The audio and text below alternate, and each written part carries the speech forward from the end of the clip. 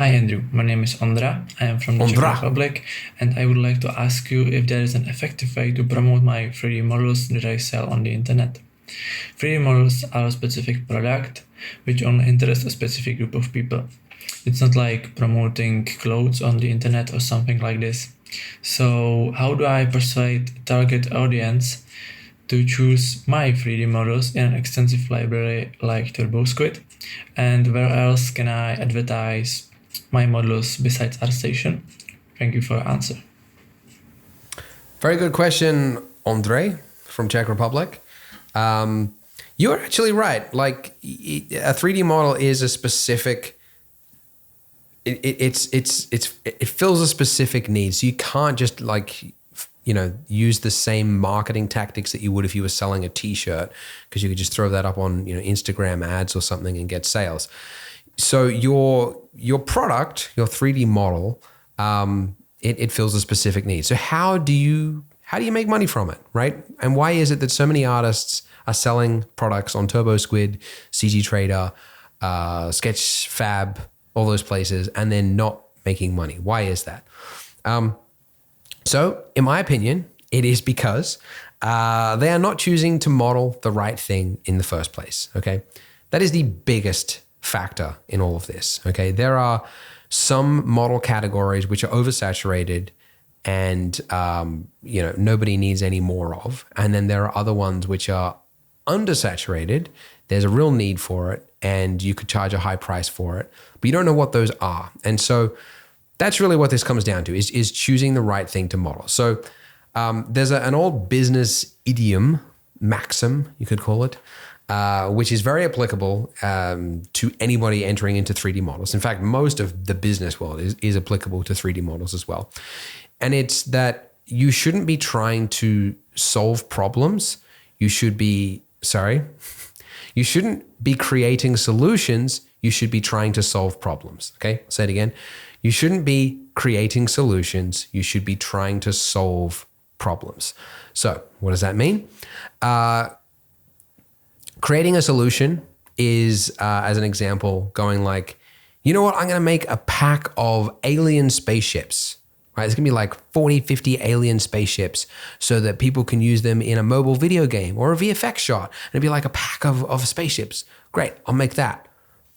Versus, oh, I've spoken to people and I've discovered there's a real need for tree models that actually provide separate level of detail versions for the different use cases across a shot so that it can be realistic, but still optimized depending on what they're using, right? That's the difference, okay? When you're creating a solution, it's you think you know what users' problems are without talking to them and going, I know what I'm doing, I'm gonna do that. And then creating a product that nobody actually needs. Nobody needs a pack of alien spaceships, okay? I mean, it's possible that somebody's making the next, Space Invaders game on mobile, and they really do need some generic models that anyone could purchase, and therefore the IP of your game is already kind of ruined. Like a spaceship is so integral to the game, you would hope that you would have unique models, so you wouldn't want them from a pack. So that is so, it's so weird. Like a spaceship, you would almost never want to buy it as a model. Okay. So that's the other thing. Like the amount of time you spend modeling something is almost not a factor here, because you could spend the same amount of time modeling, and I'm going to use it as an example again, the birdhouse example, right? You could make the most beautiful, perfect birdhouse model, right? With beautiful wood that's like beveled, and maybe it's even rigged so that the flap opens and the roof of it's got little bits of leaves in it and it's really high detail. But it's a birdhouse.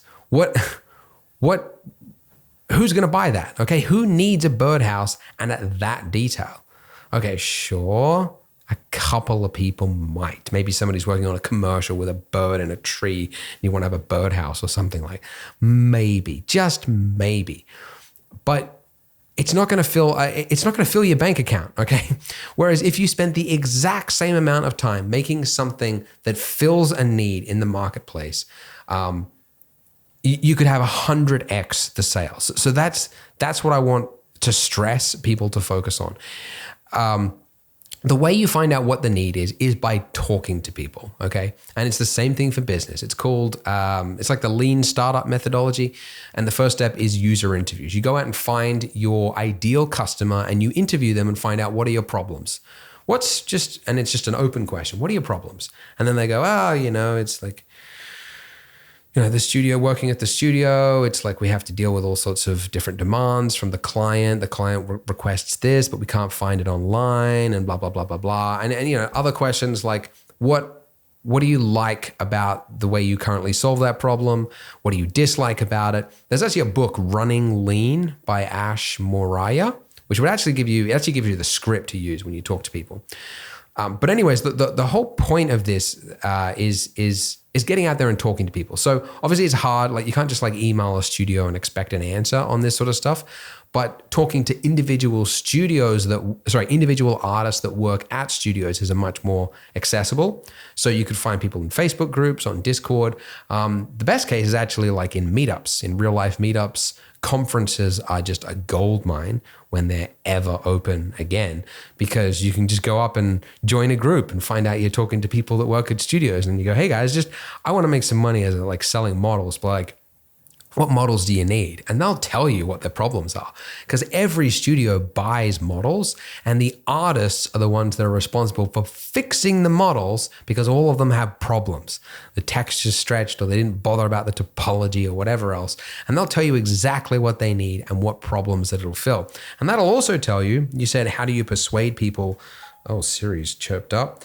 How do you persuade people to actually buy it? By talking to people, you'll find out what are the pain points that you need to serve. So in your sales page, where you've got the images or whatever for each of the things, you'll be able to say like, the topology, like look at the topology. Sorry, this Siri thing's really distracted me. Go away, Siri. She said on it? On what? Okay. You'll be able to like show the topology of the image and like, look, we've solved that problem. Or like, look, this is the close-up. So you can see there's no texture stretching. You'll learn all this stuff there. So, it's just huge. It's like, the old adage, or the quote, I think it was Abraham Lincoln who said, like, if I had 8 hours to chop down a tree, I'd spend the first 7 sharpening the axe, right? It's the exact same thing here, right? Like the most valuable time you spend is at the start when you're deciding what it is that you want to model. Everything else after that is almost out of your control, right? Like you don't need to bother about marketing it because it's only filling a specific purpose. So all your sales are going to come through search. Search for people who have a specific problem right now and they need to buy something to fit it. Doesn't matter about, like, even if it was an amazing model and you put it up on ArtStation and it got lots of likes, it's not going to translate into sales. Like very, very unlikely, unless it was something that was like massively used and solved like a real problem for a lot of people on ArtStation. Like, I don't know, it was like a plugin for grass, like my Grass Essentials product or something like that, right? That might maybe convert, but most of your sales are going to be from search. It's for people who are on the marketplace ready to buy. And so you just need to, you pick the right thing so people click it, and then you'll be able to show the right stuff so that they actually buy it. And then you can charge what you want because you're actually solving real problems that people need. So that's my advice for you, Andrej.